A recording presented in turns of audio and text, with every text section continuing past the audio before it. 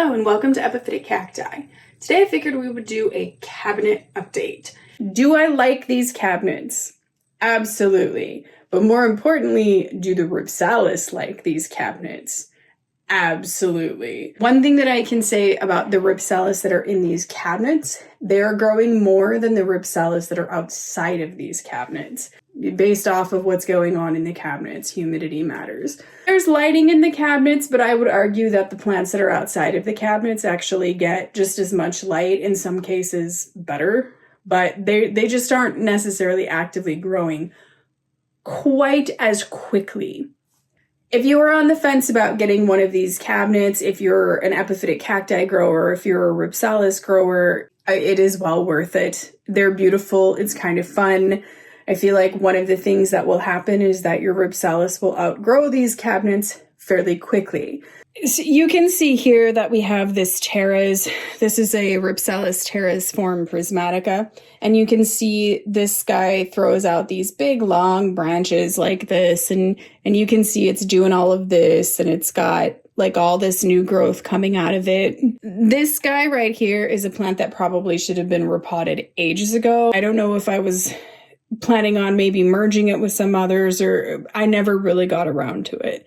But this is a really good example of a plant that's kind of outgrowing the cabinet. But one thing that's kind of cool about this is that this can stay in the cabinet for longer than it would be able to stay outside of the cabinet because the humidity level is so high. So that barely even has any substrate in that pot, and you can see that it's still actively growing and doing absolutely amazingly. So some plants that I haven't even really seen grow very much started growing in the cabinets. Overall, I would just say they do better in these cabinets. And all of them kind of do. You can see like these Flat-Clade types. Now the Flat-Clade types, these guys are obviously the ones that are going to outgrow these cabinets extremely fast. And another question might be like, will they bloom inside of these cabinets? So there's a little bloom right here and buds on a little Rhipsalis teres. And I don't think that one has ever bloomed before. I think that's the first time that one's bloomed. This baccifera down here, you can see all these berries. That's all just a ton of blooming that it's done in and out of this cabinet. So they can definitely bloom in the cabinet. Propagation-wise, I think these cabinets are fabulous. Like if you're trying to root cuttings, that kind of thing, they're absolutely fabulous. This guy right here has really been doing it for me of late. It's a Rhipsalis teres, but it's kind of atypical right now just because it is in more of a juvenile state. You can see that it just threw out one of these long sort of branches. So that's why it looks a little bit different, but mainly I like the pink colors on it. And then this little Rhipsalis elliptica here has some new nubbins on it. You can see also my orchid down there. I don't know why I still have that orchid, honestly. For some reason, I just keep that orchid, probably because it just keeps blooming. So I'm like, whatever, we'll keep you. Anyway, it's a Dendrobium, it's a hybrid. It's not anything that is like named or anything like that. It was a seedling that I thought was actually Dendrobium spectabile or spectabile. I'm not sure how to say that, but it turns out it was a hybrid. And when I went back and looked closer at the listing, I was like, oh snap, that's not what I wanted. But I've kept it and it blooms quite a bit. So some other things that I think are really impressive here is this guy. So this, I'm sure, is a baccifera. I'm quite sure that I've seen this guy bloom before, but I think it's really cool because its branches seem to be capable of getting considerably longer in the cabinets than if they were outside of the cabinet. So that's really interesting. And some of the things that have been in the cabinets, some things I've moved around. So there are some more things that I brought from downstairs and put them in the cabinets after I saw how well some of the things were doing in the cabinets and how much they liked it. This guy right here, let's just pull that out and pray that I don't knock any of the new growth off. because that's the worst thing. This guy has been growing. It's been growing really actively a lot. And this, I think I got under a wrong name. I got this under the name Rhipsalis triangularis. I'm not entirely sure, but it's growing. It's happy. And that's one that I've had for some time that I think took a long time before it ever started producing any new growth. And here it's been in the cabinet. It's definitely producing new growth. What's really interesting is that all the growth that it's produced inside of this cabinet is flat. This guy right here is one cabinet that I did kind of do a lot of rearranging and a lot of moving around of things in. And that was because some of the stuff was just kind of outgrowing the cabinet. I think in the last time that we did this, I had shown that there was a lot of Rhipsalis lindberghiana in this cabinet, and it was the lindberghiana that was outgrowing the cabinet. It got so long, and it kept branching off, and then it was on the bottom of the cabinet floor, so it was incredibly long. And I was like, yeah, maybe we need to kind of do something with this and move it out. So a lot of the Rhipsalis lindberghiana is no longer in this cabinet and is in a different cabinet. And so everything in here too, just like the other cabinet, has been doing pretty well. There was one plant that rotted in this cabinet. It was not a very well-established cutting, and it was in here. It was just a single cutting that it was always having kind of a problem establishing. And I think that it was some kind of a flacosa. It was supposed to be Rhipsalis flacosa subspecies pulvingera, but I'm not sure if that's what it was. But anyway, it didn't make it, which is really sad. It happens to everyone every once in a while. So this little neves-armondii here has grown quite a bit in here, and you can see it's got all this new growth coming out. These are like, if Rhipsalis neves-armondii form megalantha has the big hands, here's the tiny hands on just neves-armondii. So super fun. And much to my dismay here, here is Rhipsalis shaferi growing right next to it. And this one has put on new growth, just kind of came out of nowhere and started growing, which is amazing. There was a bud on this, and unfortunately, I went on vacation and totally missed the flower. So that was kind of a bummer. But there were some Rhipsalis grandifloras that were downstairs that I put up here in place of the lindberghiana. There was also some puniceodiscus. At least one of these was in the cabinet. I'm pretty sure this guy was in the cabinet. So this is a cutting that I got from someplace that was more local, and you can see these new, oh gosh, can I move them? The new growth, these new little branches that are coming out off of that guy. And then up here, so this little cutting was actually doing really, really well since moving into the cabinet. And so there were some other ones that I had down in the basement, and these have always been just like extremely unsightly. I'm not exactly sure what happened here, but it was like that. I got these cuttings. I imported these cuttings from Germany, and then they just never really did very well. And then every time they would start growing outside, little worms would come and eat their branches. These guys have been putting on like lots and lots of growth in the basement, but I decided to move them into the cabinet where they are still putting on lots and lots of new growth. So you can see another one of these here has got this new growth. And the thing about this growth, I mean, look at how crazy this new growth is. It is truly just like, look at all of those new little branches that are coming out of that. So this went from a plant that was on this huge kind of struggle bus constantly to, suddenly starting to do something. So I think I might keep them in the cabinets. And there are other things that I've noticed where this plant, Rhipsalis puniceodiscus, can give people some troubles where it has like big sections of the branches that die off and stuff.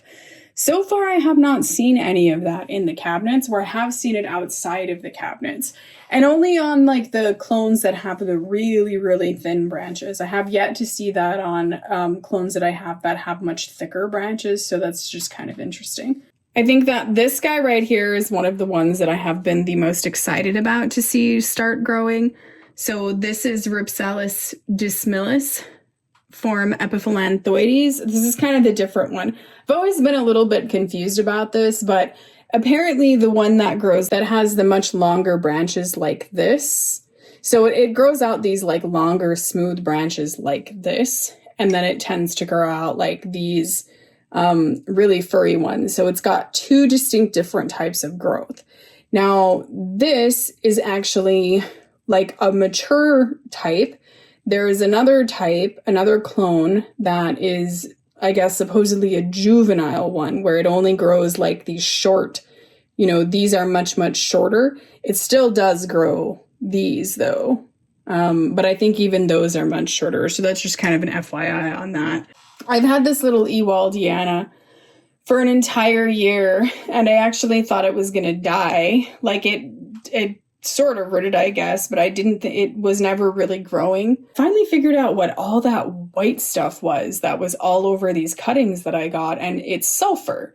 So it was a sulfur spray that somebody had put on these cuttings, and I don't know, it just took a really long time. And mind you, Rhipsalis ewaldiana is not a hard plant to root, it's not a hard plant to grow at all. But this one was just kind of like, I don't know, not really doing much. But it's been growing now that it's been in the cabinet, and I think it's really pretty because you can see the reddish color on the original branch. So the betulins there that the plant was producing, but then you can see that since it's been growing in the cabinet where the light is not quite as strong, the branches are emerging and they're green. So I just think it's a really pretty combination. This plant right here has not really done any growing. This is supposed to be Rhipsalis rhyseli or rhyseli. It really has not done anything yet. But I'm going to say that this plant, the way that this is colored, it actually doesn't even look real. Honestly, every time I look at this, I'm like, it looks like a botanical plate. Like, I've seen a botanical plate that I need to do some research on because I remember seeing it. It looks exactly like this, which is really, really crazy. So, I don't know. That's just... And the backside, you can see just how red this was. I mean, super crazy. It's just beautiful, beautiful, beautiful looking. For Rhipsalis, between a Milsbo Tall, one of the taller cabinets, versus one of the wider cabinets, I would say hands down to go with the tall cabinet. It is better for Rhipsalis on several fronts. You can put more of them in the taller cabinet, and because a lot of Rhipsalis have that like long trailing sort of habit, it will accommodate them considerably better. And even the ones that are kind of bushy and weird, like here is another prismatica. You can see all of the little flowers all over it. These are not like the showstopper stars of my collection. These are the dregs of my collection that I have never bothered to pot up. There are some things that are in here that were like young cutting starts. Sometimes you get weird stuff where you like order one and then somebody sends you free cuttings of another one that you've got like 30 of already. And so you're like, bah. Other things that are in here that are doing pretty well, we have a Rhipsalis pacheco-leonis has been growing in here. Rhipsalis pacheco-leonis is actually interesting because it is a higher light species. And that's actually something that I've noticed, that I put higher light ones down the sides like this because I have these lights vertically. And so those seem to do better, whereas some of them on occasion actually kind of was closer to the light before and it started to bleach out a little bit. I talked about that before, that you would know if the light was too strong because they'll start to bleach. They'll start to get like very, very, very hyper yellow.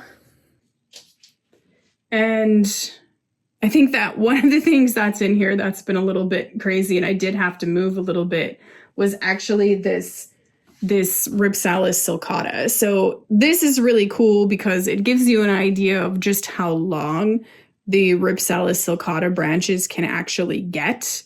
And so they're typically very, very long. They can be shorter, which I have found, which we'll cover when we hit the other cabinet. Now, one thing that I have just been having a horrible time with in this cabinet is Lemon Bensonia incagicana. But I don't think it's the cabinet. I think it's just a rather difficult thing to keep in cultivation. So I've read and heard that it's really kind of tough. And so I'm trying some different things because I'm like, this is just not working. But even so, one of the weird things is that it's trying to produce a flower.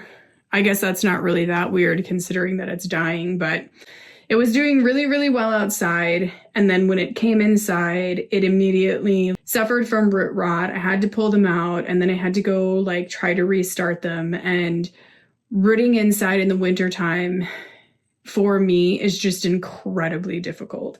So I thought, well, maybe it'll do really well in the cabinet, but I've had no such luck with that yet. I kind of tried to root it with keeping the substrate a little bit dry, and it didn't work. And then I read an article that said like it was best to keep it in an inorganic substrate, to try something else like maybe pumice or something like that. So I don't know. I'm kind of trying to see if like the semi-hydro thing will work a little bit, but so far I'm just not having any luck whatsoever. But I'm having luck with everything else. Here is this guy here, which he did have a little bit of a thing happen with this guy, but this is this little graft, and it's grown so much. This little graft of Rhipsalis dissimilis form epiphyllanthoides. And this is what I was talking about. Like it has shorter, these are shorter because it's more of a juvenile kind of thing. And it actually looks like because I grafted it, something about that is changing maybe. I don't know. We'll have to see as this grows, like what kind of form it keeps. But the thing that I noticed is that maybe the humidity was just a little bit too much for this guy for a little while, or he was getting too much water and too much humidity, because on two of these little nubs, the tip kind of rotted a little bit. I can see that there's some kind of a new nubbin on this one right there, right at the tip. So something is still happening. It's still kind of actively growing. So kind of doing amazing. I guess I'm not real sad that I grafted that.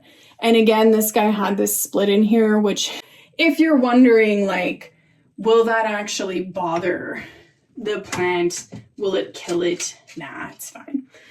This right here is Pfeiffera boliviana. And so far, minus this tiny little bit of yellowing here that I just pulled off, so far, this guy is doing pretty good in here. So far, he's growing, and he's growing cleanly. This is a species that I think a lot of people struggle with in terms of it just has like really ugly, unsightly dieback and stuff. This guy has also been growing really, really well.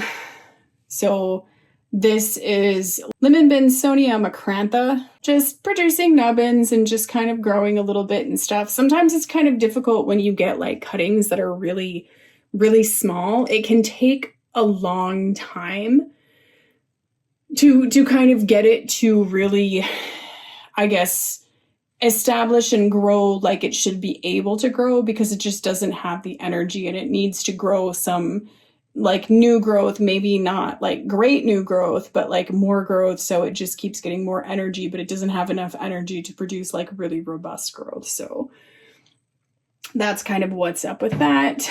This little guy here, he's doing pretty good. He's got his little nubbin. And this is Pfeiffera monacantha. Uh-oh, I forgot the subspecies on this. It's not, this one says variety espinosa, but that's not correct. I'll put it in the screen anyways. Like I just sort of am blanking right now, but I got this one because it had like the other form name, and I just wanted to see, well, is this any different? And so far it doesn't look any different to me. So some of the other ones, like these guys right here, these guys have been really impressive to me. I think because whatever these are, so these are falling into a category of Rhipsalis that we rarely ever see in cultivation anyway. And so we would be looking at something that falls somewhere in the category of like Rhipsalis cuneata, Rhipsalis oblonga, Rhipsalis occidentalis. Both of these plants, whatever they are, they fall somewhere in there, and I'm just not sure what they are yet. But both of them would have a reputation for being somewhat difficult in cultivation and like doing better in a greenhouse because of the high humidity demands and stuff. So far it's been really interesting to me having them in the cabinets because they have this environment where they have really high humidity, and so far they have been doing fairly well. This one I have seen have like a little bit of drying and a little bit of dieback and stuff, but like he's still producing new growth and still, growing really, really well. And the same thing with this guy. This guy produced this clade, which is just doing super duper duper. Like, it's just super duper. I just think this clade is absolutely beautiful. It looks a little bit different from its other clades that it's produced so far, which is one of the things that I think is really cool about it. Yeah, so I'm really, really excited just seeing this guy grow and everything, because he's kind of a unique, different little dude in my collection. Both of them are. Here we have another little Pfeiffera hybrid, and this is kind of a pitiful thing, but it has produced a tiny nubbin. So this cutting was legitimately this size when I got it. So this has always been this little tiny cutting. And so it's only produced that one little tiny nubbin since I've had it. And again, this is, if a cutting is really, really small, it might take considerably longer because it doesn't really have quite the right energy to be able to produce like really substantial growth at first. So it might have to do like this thing where it grows just little tiny growths and then, will take a while before it really does something. But this is a hybrid, so that's interesting. If you don't know, there are beautiful, beautiful Pfeiffera hybrids that are out there, but you don't really see them in cultivation much, at least not in the United States, mostly because they're hybridized in Europe. So this guy is going to be super fascinating. So this guy, I repotted this, and this was a plant that came from Andy's Orchids, and it was this big mysterious thing where they were like, oh, here's this little Rhipsalis species that has tiny terminal flowers and red berries. And that was all they had. No picture of the berries, no picture of the plant, no picture of the flowers. And it was in sphagnum moss, and growing in sphagnum moss is not a thing that I think is all that easy, typically, unless you're growing in a greenhouse environment. And I'm not growing, or typically wasn't growing in a greenhouse environment. And even in a cabinet, that might be kind of difficult to keep hydrated.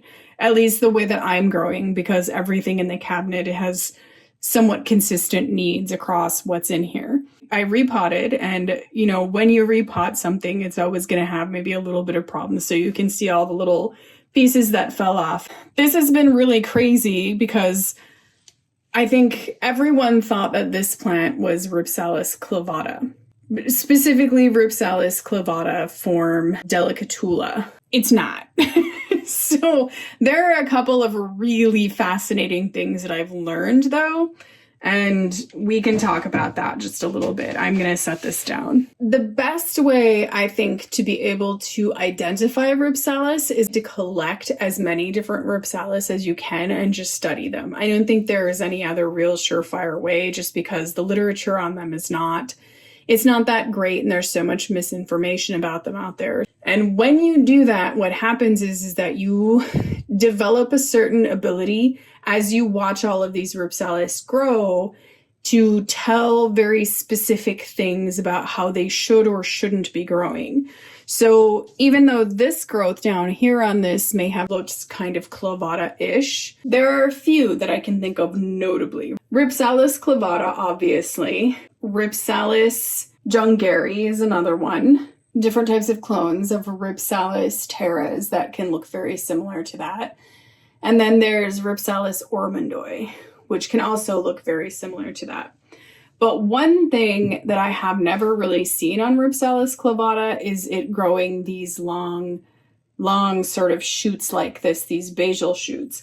However, I came across a picture in a botanical article showing Rhipsalis clavata having one big long basal branch like this.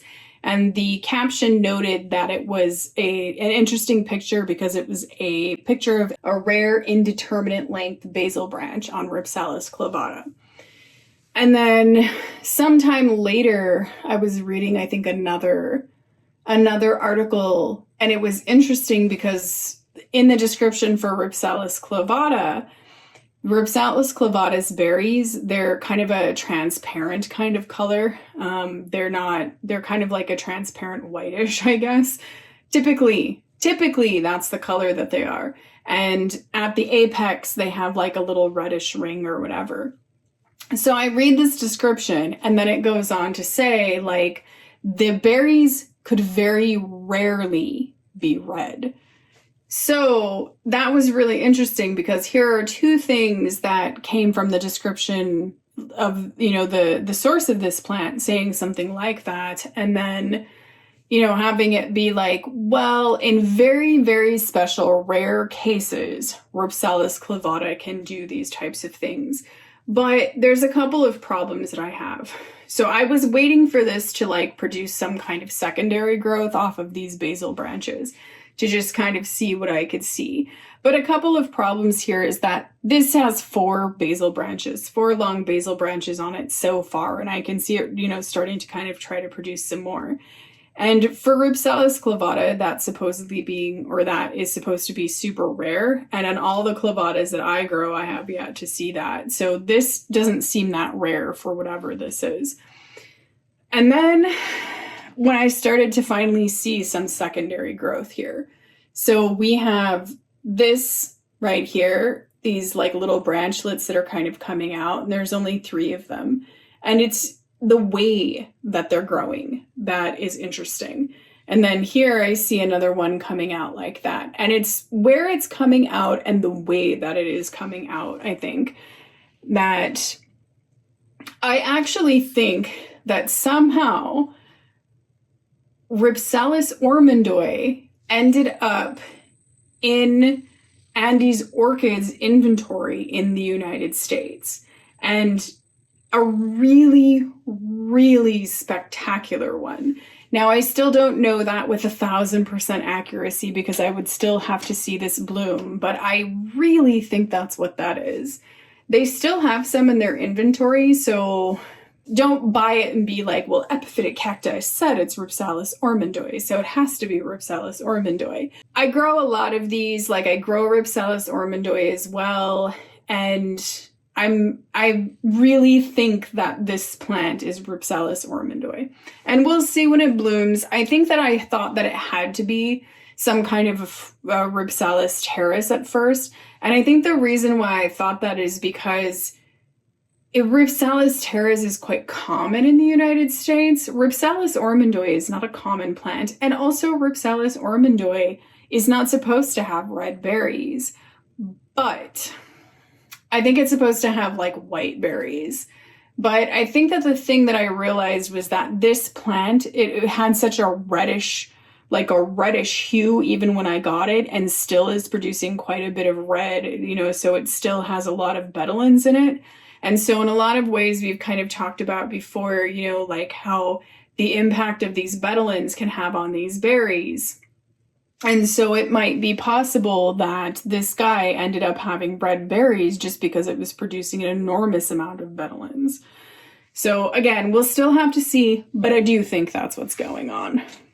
And here's the other wide cabinet. And this one, like, we're actually kind of getting to my favorite cabinets now, because some of the cabinets I had like really special plants in, and this is one where I had like really special plants typically.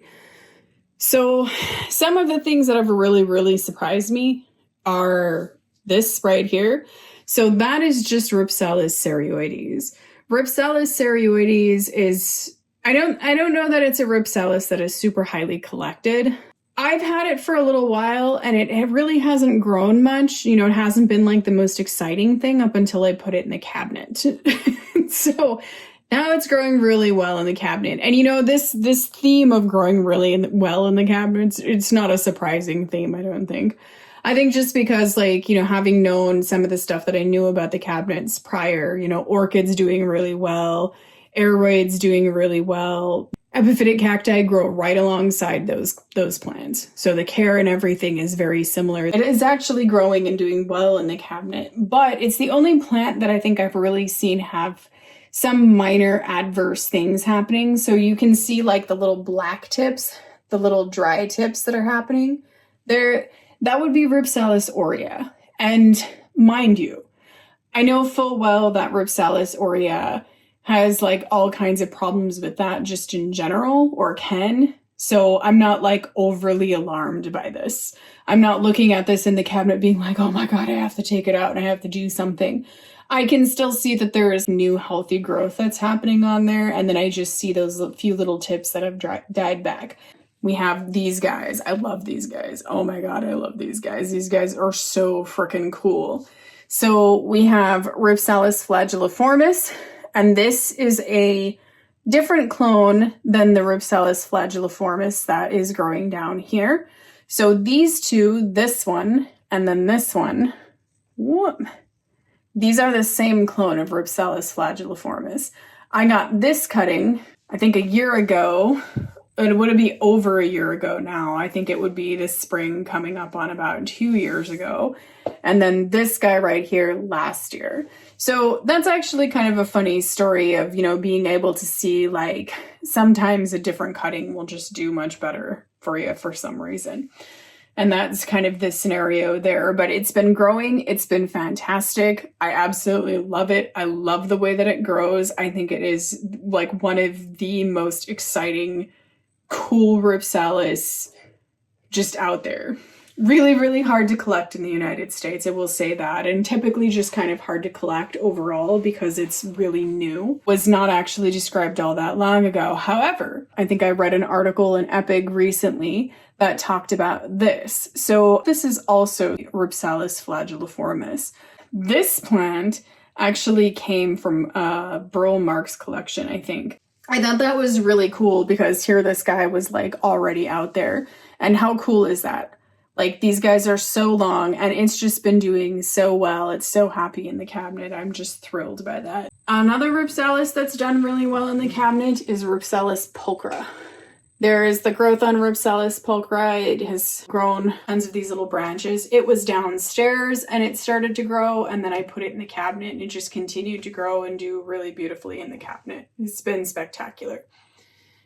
And then up here we have Rhipsalis sulcata, again, a different one.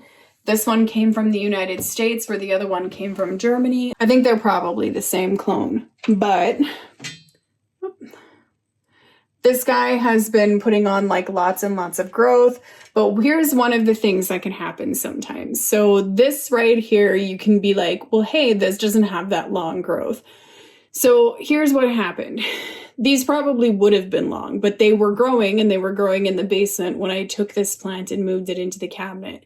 And sometimes when you move a plant from one environment to another, the growth that it was producing will actually stop growing. And it might eventually continue growing, or it might just start growing from somewhere else. And that's kind of the case that happened here. So this is atypical. Absolutely. These right here, this is more typical. These new little branches, you know, you can see that they all have consistently a pretty long length. So he's been doing really, really well in the cabinet. Seems to just really like it. Here is the Rhipsalis dissimiliform epiphylloides that's been growing on its own roots. And this is that, again, more of a juvenile type form.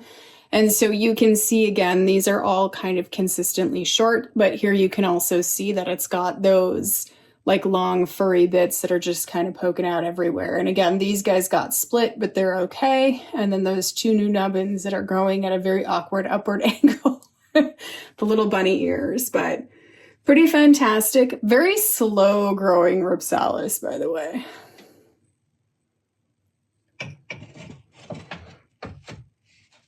And this guy right here is one of our really cool Mysterialis. This guy, again, came with the name Rhipsalis olivifera. I don't think it's Rhipsalis olivifera, though I might be wrong because, quite frankly, kind of hard to find pictures. But the botanical descriptions, it doesn't have small clades like this. It's not supposed to anyway. It's supposed to have great big huge clades. Actually, clades that are pretty close to the size of Rhipsalis pachyptera. Or I guess that's pronounced Rhipsalis pachyptera. That will take me a very long time to get accustomed to. So anyway, this guy has produced so much growth here. It produced all of this growth in here. It's produced these growths. It's produced all of this.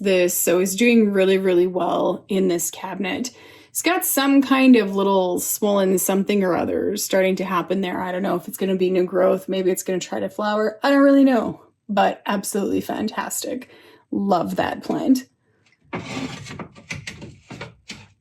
Here you can see another Rhipsalis aurea. Same thing, little tiny bit of like blackening at the tips. I will say that I have two kind of larger plants of Rhipsalis aurea that I keep downstairs, and those guys also kind of have like not as much as in the cabinet, but they do have a little bit of that kind of dieback there. And then this guy right here has been like really weird because it just looks like Rhipsalis teres to me. It was supposed to be Rhipsalis pulchra, but I'm really guessing it's not.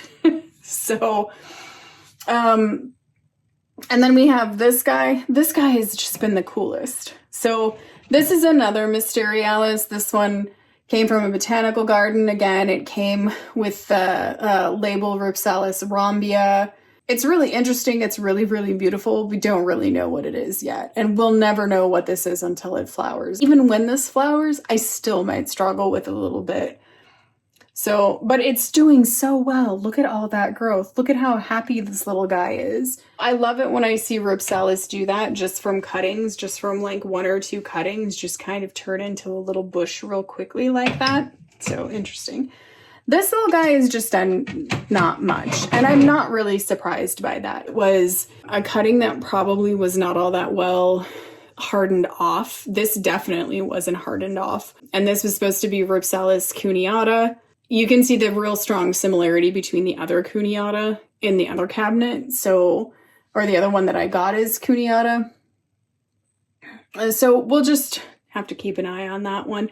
Sometimes that happens. Again, it just depends on the cutting, the quality of the cutting, how big it is, like how old it is. There's lots of things like that.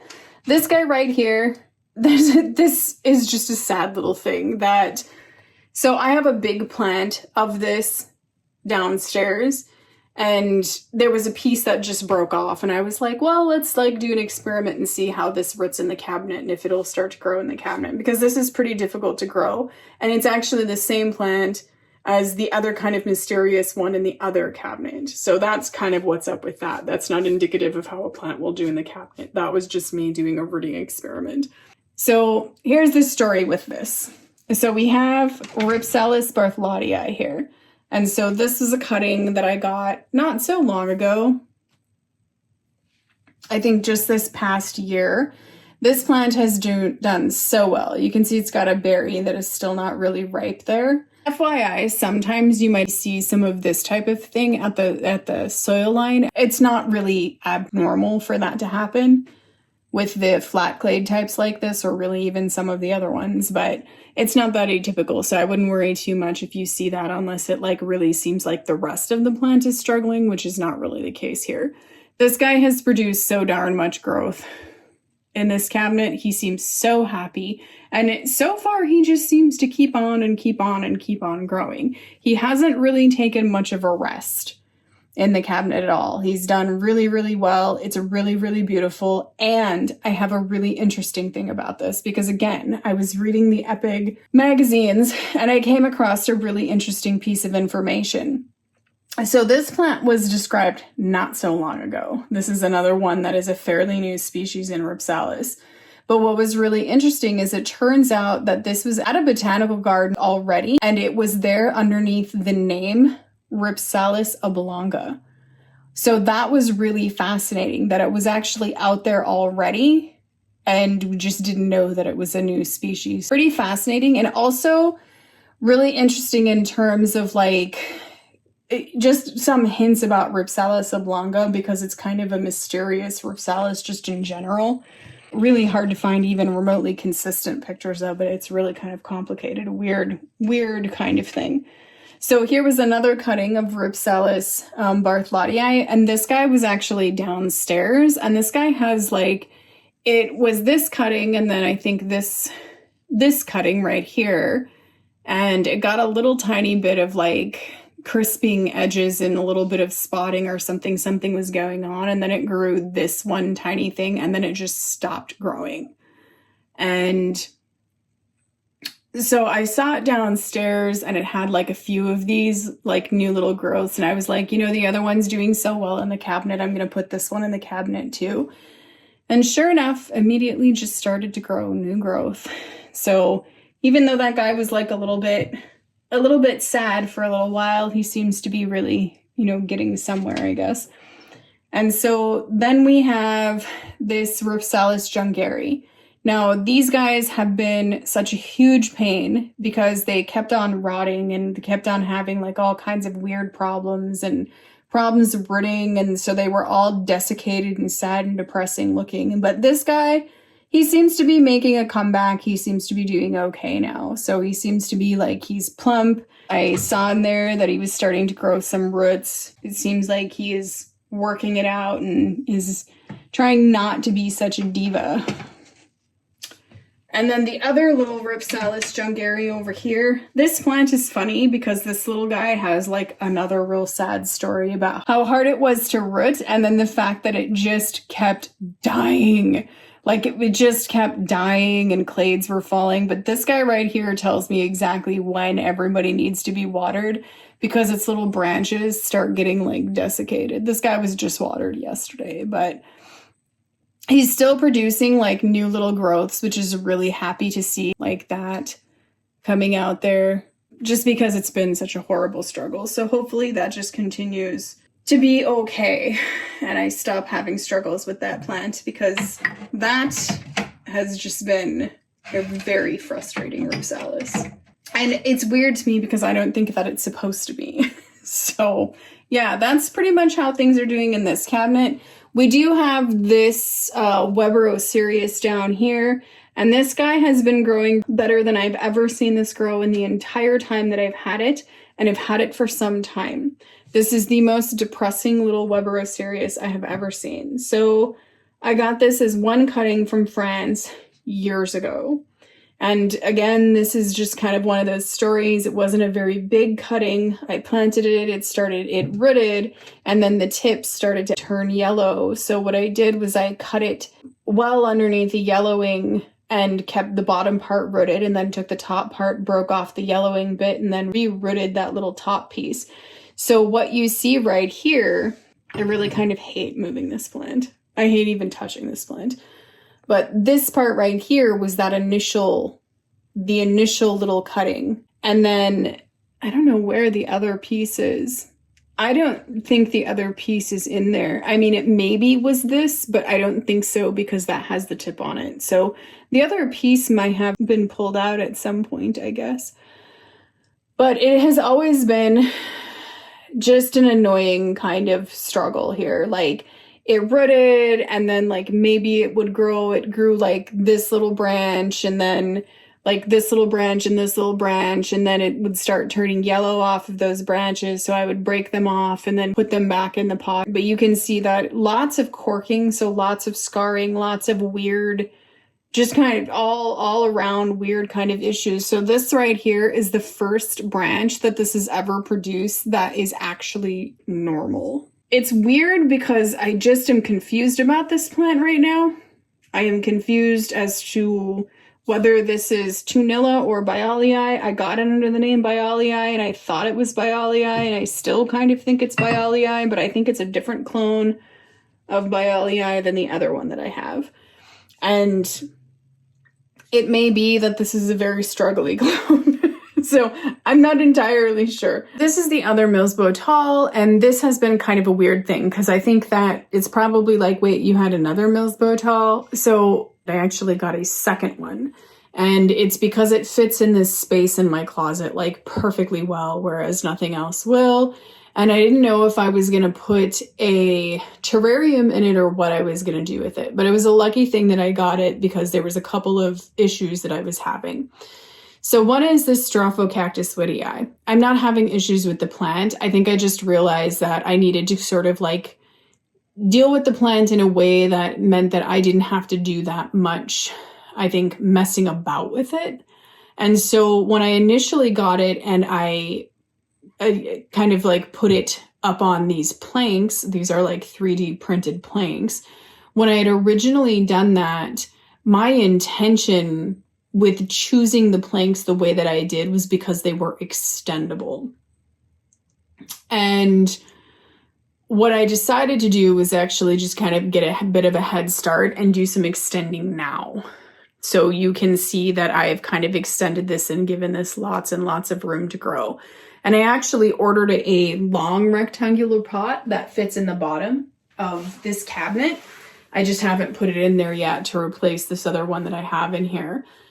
So what that allows me to do is not to have to fuss with this too much. The way that this plant grows in the wild is super crazy. So it grows on the banks of the Amazon River, but I think only in like a very specific kind of, very specific area. And it's really crazy because during the rainy season there, when it floods, the water level rises to a level on these trees that this species might end up immersed underwater for a period of time, and is miraculously somehow manages to survive that. I don't know how, but life finds a way, as they say. So this guy is a shingling type plant, and so shingling might be the wrong word for this, but it basically will attach to the tree. So these big long clades, they'll actually attach to these trees and like wrap around it and hug it and continue to climb like that. It's not parasitic or anything, it's just epiphytic. It does that by growing all of these little roots out of the areoles and out of the midribs. So you can see here, like right there, you can see that there is a little root that's coming out of the midrib there. On the back side of that, like newly growing clade, it's got those same kind of roots. And so eventually those roots should grow into this moss. You can keep this plant alive for a really long time without it attaching to anything. I've tried this plant once before, and I had it growing like on a bed of moss in a Vanda basket, and I would just give it like once a week. I would just put it in the sink and give it in a bath, and it started to grow, but it never really attached or like grew those little roots. And I had taken it and moved it somewhere else into a different setup, and that's when things kind of went bad. I kind of tried to grow it outside and it went bad. I didn't like that at all. Lesson learned from that experience that what this plant truly needs is a really stable environment. It needs room for it to climb up whatever it's going to climb up. It can dry a little bit, but I don't think that you want it to dry too terribly much. You'd want it to have a lot of humidity because it needs to produce all those little fine aerial roots that it produces and these little feeder roots that it produces out of those.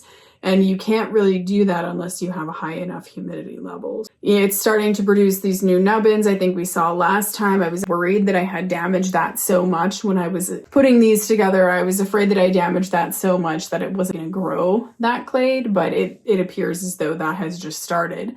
But I'm watching that grow and I'm already like, man, I think I need to fill out the whole thing as much as humanly possible because I don't know how big that's going to grow. My other one, I think, because it had never truly established or been in an environment where it could like really, really take off. It did produce clades, but they weren't very big. They were always quite small. Up at the top here, you can see that I have a weird thing happening. This is why I think Rhipsalis limburgiana is so fascinating. So this guy was in the other cabinet. There was a bunch of them that were in the other cabinet, and they were growing, and it was all the way up at the top, just like this one is. But these branches got so long that they were just laying on the bottom. So I took one of my magnets that's there for cords and I just kind of pinned it up there so it could continue to grow. I don't know what I'm going to do with that. I might let it grow in the cabinet in this weird way for a while. I might put it in a bigger pot and let it hang because, I don't know, Rhipsalis limburgiana is just one of my like absolute favorites. So a lot of these are Rhipsalis limburgiana. This guy is Rhipsalis limburgiana, and you can see like his branches have grown and they're about right there as of right now. And then some of the other things that happened in here was I just This was the amount of these like little white shelves that I had for these pegboards that I got from IKEA. I just wanted to sort of use what I had, just use them all. And so I took some of the other plants that I had downstairs, just a few others. There were some Rhipsalis flacosa. And while they were growing and doing well downstairs, I've noticed that some of the other Rhipsalis flacosa in the other cabinets are doing really well. So I just decided to move them in here. This is my favorite thing right here. So this Weberocereus, oh my goodness, oh my goodness. This has been a real surprise to me. So of all the plants that I've collected, I just really think that this one has done a thing. It's just kind of spectacular at this point. I got this, I think it was probably like in early fall, maybe. It was in the fall time for sure, just this past year. And I got this one cutting. So this one long cutting that we see here that's going down and touching the glass. I got that one cutting. I planted it outside in this little pot. It hadn't started to grow at all when it was outside by the time that it came inside, probably in October. And then when it came inside, I noticed that it had some little tiny nubbins. So like that little nubbin right there, well, it's a branch now, but it was a nubbin at the time. And then the one that is next to it there, this plant was moved into the cabinets. And then these continued to grow, and then it continued to start more nubbins and more branches. So that branch, and then you can see that up there, it's got another branch, and there's another branch, and there's another one coming. So I am really, really shocked by this plant. And a really good collector friend of mine, we got our plants around a similar time frame. And his plant is also behaving in this kind of miraculous, crazy way. And it's funny because we got all of these Weberocereus, like these last Weberocereus together. Both of us are pretty serious collectors, and like both of us, for some reason, have this extreme fondness for the genus Weberocereus. And so we both got Weberocereus tunilla subspecies tunilla, Weberocereus tunilla subspecies bialii, and Weberocereus trichophorus together.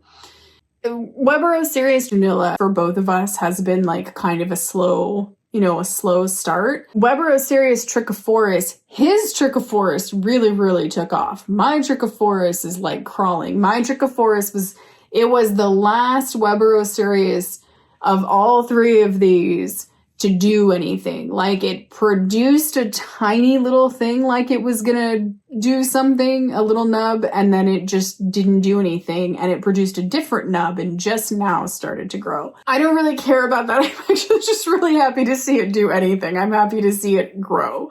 But his really took off and is really cool. But for both of us, the Weberocereus tunilla subspecies bialii is the one that really just massively took off. So this has been a very bizarre thing for me to see like that other Weberocereus that I have that I got from France just be such a pain to deal with versus like how this one has behaved. And he and I were talking about this, and it was really funny because both of us were like, if it wasn't for the flowers, you could easily mistake this for a Rhipsalis. Easily, if it wasn't for the flowers.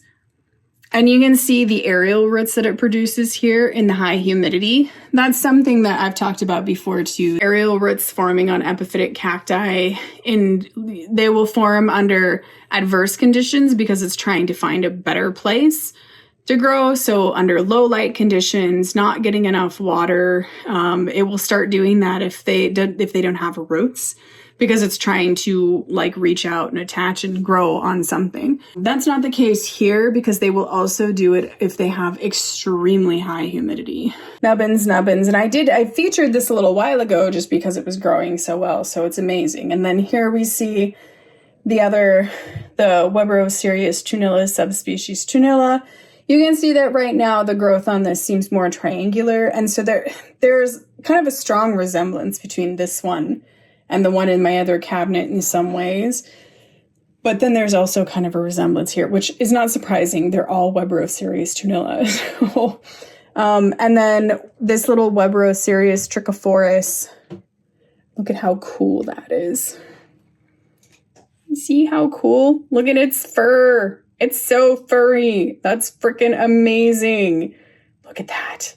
Fur. But there was the other nubbin, the original nubbin that it produced that did absolutely nothing. So amazing. Just, I am so happy to have those in my collection. Truly, just absolutely couldn't be happier about that. Now, I love the fact that it's a controlled environment. I love the fact that you have the fans, which can provide airflow, because I feel like the airflow is one of the things that is really hard to achieve in a home environment. You know, like in my bedroom, I keep a big ceiling fan running all the time. In the basement, I keep fans down there all the time. But it's like one of the things that will really help your plants is having airflow around them. And in the cabinet, I feel like having the fans in there in a small enclosed space like that really circulates the air really well. And the plants just absolutely love it. You know, it was really crazy because I didn't realize that this had happened. The lights that are actually in this cabinet are much longer than the lights in the other cabinets. I think that the lights in the other cabinets are 3 feet long, and the lights in these cabinets are 4 feet long. Someday I might actually replace the lights in the other 2 Milsbo Talls with like these longer lights so that the lighting is a little bit more consistent. And it's not like a little dark at the top or a little dark at the bottom. A lot of people actually put some kind of shelving in here and will attach the lights to that.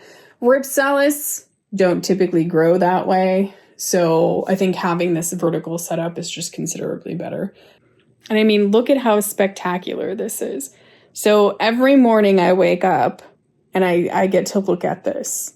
And every night I go to bed and I get to come in here and I get to look at this. I spend so much time in here looking at this. It's incredible. And there is just nothing, I mean, minus all these cords down here, which I still haven't worked out. There is just nothing. Like, I am so happy that I went with these cabinets instead of going with a grow tent. So happy. The plants are happy. I am happy. Everything is just happy. I absolutely freaking love them. Just the whole entire idea of having this kind of enclosed, humid environment. What a phenomenal idea. How is the terrarium doing so far? It has not been that long. I will say one thing, that this cabinet seems to have been sealed so well, weather stripped so well, and there's so much moss and stuff in there that the humidity in there is just disturbingly high. So if I keep the cabinet closed, the humidity is literally over 90% all the time. So after I water, I tend to kind of crack the door. So far, it's still doing really well. It's beautiful. I can see amazing things with the plants rooting, particularly these crazy little monstera. Here you can see these roots that are forming. There's so much roots that are forming on the back of those monsteras. The epiphytic cacti, they're doing okay. Like, I'm seeing them produce aerial roots and stuff. So you can see here, I can see aerial roots that are starting to be produced off of these. And you can tell because they're alive, so they are pulling moisture out of the air and stuff. It hasn't been that long. So, here you can see all those aerial roots that are forming there. There have been some issues with these guys. Here you can see Rhipsalis aurea. You can see that it actually rotted where it was put in there, but then you can see these little epiphytic roots that are forming. So typically, this is kind of fascinating though in a way, because typically here's what would happen. If this happened in nature, this would be up in a tree probably.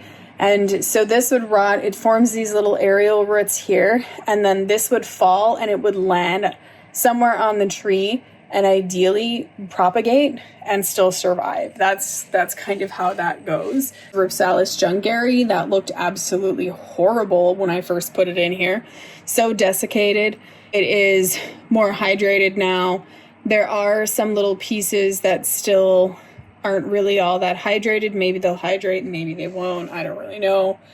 Schlumbergera lutea, subspecies lutea, and subspecies bradii. So the bradii was already attached here and it was doing really well, but one of the cool things, you can see these right here. Those are actually little roots that I have seen that are continuing to form around this little log. So I'm seeing roots forming, which is a really good sign. The lutea, subspecies lutea, the initial clade rotted, which is not surprising because I couldn't get it to not touch the bark, but I put it back in there and you can see that these little roots are starting to emerge there. So again, in the wild, that's just sort of how that would happen. That's why, like, sometimes when you see your Schlumbergera and all of a sudden you can see that it just erupts with all of these little roots at the joint, especially when something has happened to its own roots, like in the pot, like if they've been damaged, if it's got root rot, it will do that kind of thing.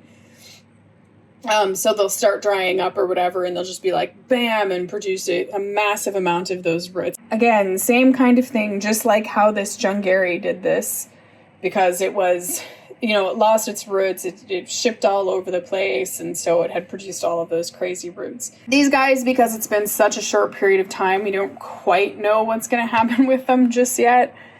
So yeah. Here you can see this guy is getting all desiccated. You can see it's starting to produce those aerial roots. So we'll see if it roots. And when it roots, you can typically tell because it immediately will just suddenly be hydrated. One day you'll look at it and it'll be all desiccated. The next day you'll look at it and bam, it's super hydrated. And you're like, how? It's magic. It is kind of magic. It's super cool. So I got to pull this off here because it's about the only way that I can actually show this off of the tripod. So on the side of the cabinet here, you can see the roots that those monstera are forming. Really doing cool stuff. See all those roots? Isn't that fabulous? Look at how far down already that did that fast. Down here, one on another side, you can see all of the crazy roots. I forgot about that guy there. So that Rhipsalis there, I can see little roots that are just starting to emerge out of the tip of that. This guy, it's starting to feel like it's getting a little bit more hydrated, so it might be pulling that from the air. It might be starting to form roots. Some of the mosses are doing considerably better than other mosses, like whatever this moss is here. Overall, everywhere that it is doing really, really well. Some of the other mosses, you know, they can see they're browning a little bit, that kind of thing, but overall, everything seems to be doing pretty good. I think that there were some cases where there were a few of the little begonias that weren't rooted, but I had taken cuttings and put in here, and I think a few of those did not make it, but that is really about it.